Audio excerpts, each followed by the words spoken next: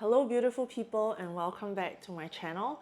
Today we're going to talk about the 3 things you should know if you want to become a teacher or an educator.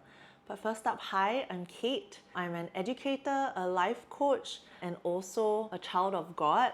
On this channel, I share with you about my journey with God, everything that has to do with healing and how you can uncover a life that you love and is aligned with your personal values and dreams. So if you didn't know, I'm actually an educator in a tertiary institute here in Singapore. That was never my dream. It was never my dream as a kid to become a teacher or an educator. When I was younger, I wanted to become an astronaut. I also wanted to become an archaeologist and dig up dinosaur bones. But here in Singapore, there is no opportunity to be an astronaut or an archaeologist. I also wanted to be a pilot, but obviously that did not come true. In my 12-year career, I actually was an entrepreneur. I started my own online store with my best friend. I was in e-commerce. I was in direct to consumer. I was in consumer technology. I was in startups. I've worked for startups from different countries, from the US, from the UK. I've worked for consumer app companies, advertising companies, you name it, I've been there. I've always been in the realm of branding and marketing. I graduated from the National University of Singapore with a bachelor's in business with a focus in marketing. I think I live and breathe marketing, branding, and communications. I love copywriting. I love building the story behind brands. Honestly, I never thought that I would become a public servant. I am not public servant material. I am a rebel and I love breaking the rules. So for me to become an educator was really interesting. I've been an educator for almost 1.5 years now. It's been a really interesting journey. The 3 things that you should know before becoming an educator, the first thing is you should know your why. It's a really funny story because I forgot that I applied to become an educator in this institute, and this was the only institute that I applied for because it's really near where I live. They sent me an email one day to invite me in for an interview, and when I read that email, I was like, wait a minute, did I really apply for this role? Because I absolutely didn't remember it. I did go down for the interview and it went really well. I actually created a draft class to teach them about branding, just to showcase what I could do. The interview went well. I connected really well with them because they were all alumni from my alma mater university. I had no complaints. I was just kind of like, this is interesting. I wonder if I would enjoy my time here being an educator, because I've been in the industry doing the work for about 12 years and I felt like I had something to pass on and teach. And that why grew stronger for me day by day as I started to think about it. God actually gave me a dream, and in that dream, I had been called back into the school to sign the contract to accept the role. As I was going through the contract in the meeting room, I couldn't find where I had to sign because it was just 84 pages of pages filled with trees and greenery, and I was like, I don't know where to sign it. And the person next to me, the HR manager, had to show me where to sign it on the contract, and I woke up. And after that dream, I started to pray about it and I started to ask God about what that dream meant. God has always spoken to me through nature.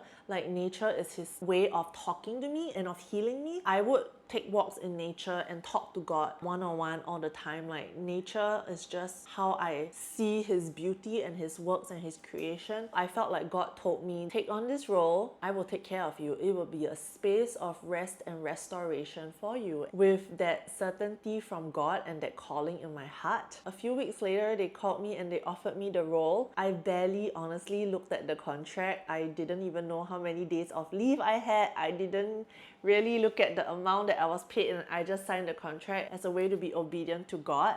Why I'm telling you this long story is because that is my why.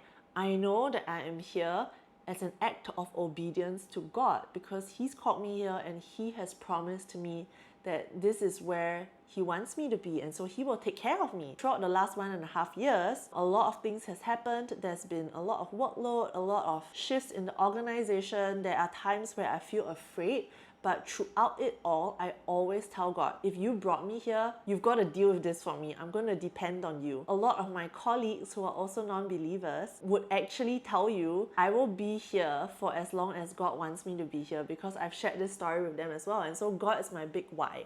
But the second why, and why I do this on a day-to-day basis, and please, I would like for you to know that educators are not paid a lot here in Singapore, and I took a huge cut to become an educator. But my huge why is I want to show the future generation that you don't have to follow down the pathway of what society expects of you, because I have taken a path that is not the normal. I was supposed to go to law school and I dropped out of law school. I wasn't a lawyer. I started my own business. I've been through many hard things in life, and I just want to show the students that there is hope, that they can apply themselves and think differently, that there is something to learn from everything in life. And I just also want to share my knowledge and what I've picked up in the last 12 years of my career. Over the last 1.5 years, as I've been doing this job, I realized how much I enjoy talking to the students, and how much I enjoy sharing my experiences, and how much I enjoy crafting out the syllabus of what I can teach them when it comes to branding and marketing. Remembering my why is what gets me out of bed. Remembering even the small things of like words and notes of gratitude from my students have made all the difference, and that just keeps me going. So if you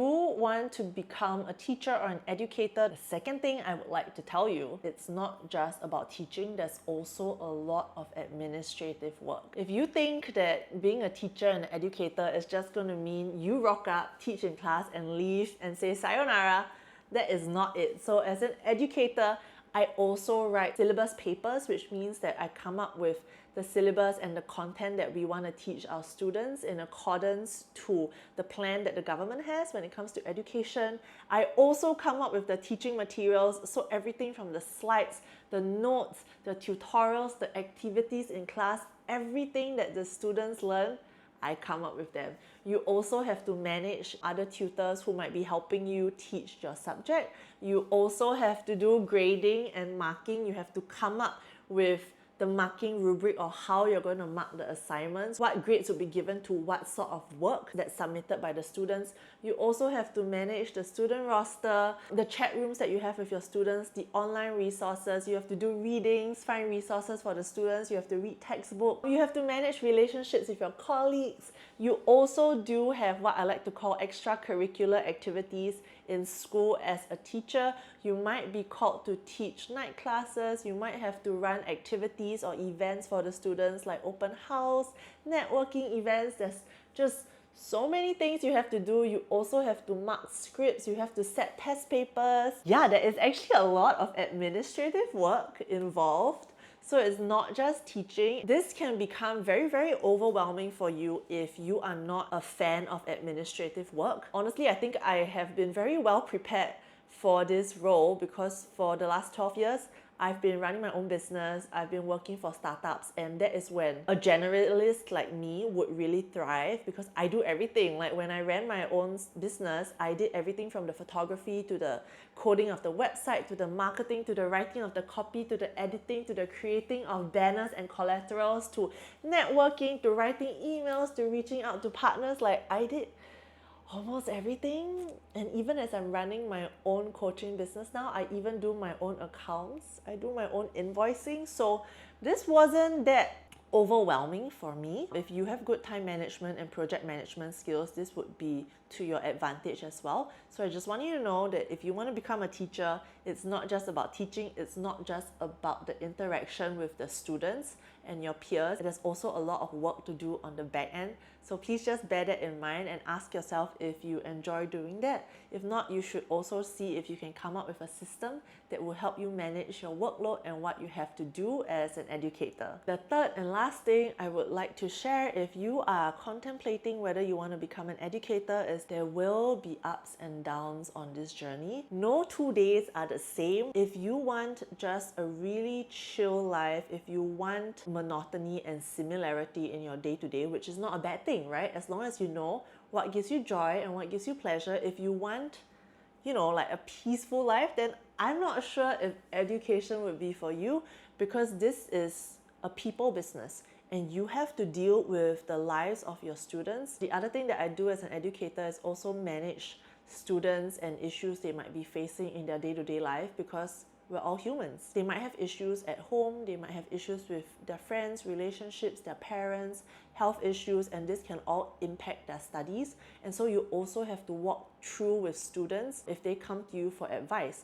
I also have to manage students when it comes to their internship programs, when they go out and work for companies and they're attached to companies. That's when relational issues comes out as well. I have to manage issues with group project, when students have different working styles and they're unable to come together, or they're unable to effectively work together, and there's like tension between groups. You will definitely have to work hours outside of the 9 to 5, because sometimes there might be emergencies. It's not all the time, but because this is a people business, you have to learn that sometimes you have to put people first. And sometimes you have to think for others, and sometimes there are just things that you might have to help people resolve in their life. When I step back and look at my why, I then can pull through the hard times. I then can pull through the long hours. I then can pull through the stress that I'm feeling when there's so many deadlines that are coming up, and you cannot like push a deadline back because there are classes that have to happen. There's a schedule that you have to follow. Your grades have to be submitted by a certain time. That stress can be really, really overwhelming. But if you can ride the wave and take it with each ebb and flow, it truly is like surfing. When a huge wave comes, you gotta learn that you gotta ride it, and then you gotta come down it. If you fall off the board, you gotta get on the board again. It's a ever-changing journey. No 2 days are the same. Some days can be really, really hectic. Some days can be really, really slow. And so if you want your days to be the same, this might not be the role for you. If it matters so much to you that you want to share your knowledge, that you want to journey through with the future generation in life, if you want a job that is really satisfying, then maybe educating and teaching is for you. Because when I receive notes from my students, when I receive notes of gratitude, when my students reach out to me, even just after 1.5 years, and they ask me how I'm doing, and they tell me they miss me, and they tell me thanks for what I've done for them, I think that really hits me. That's all that I need. And just, when I stepped into this role, I told God that as long as I can change one life, that would be good enough. Those are just the 3 things that I wanted to share with you. If you are thinking of becoming an educator or a teacher, if you are an educator or a teacher, leave me a comment or link up with me on LinkedIn or Instagram. I would love to hear from you and your perspective as an educator, and we can all learn from each other. So thank you for watching today's video. If you have a prayer request, feel free to DM me on Instagram or leave a comment, and I will get back to you. But if not, I will see you in my next video. Sayonara!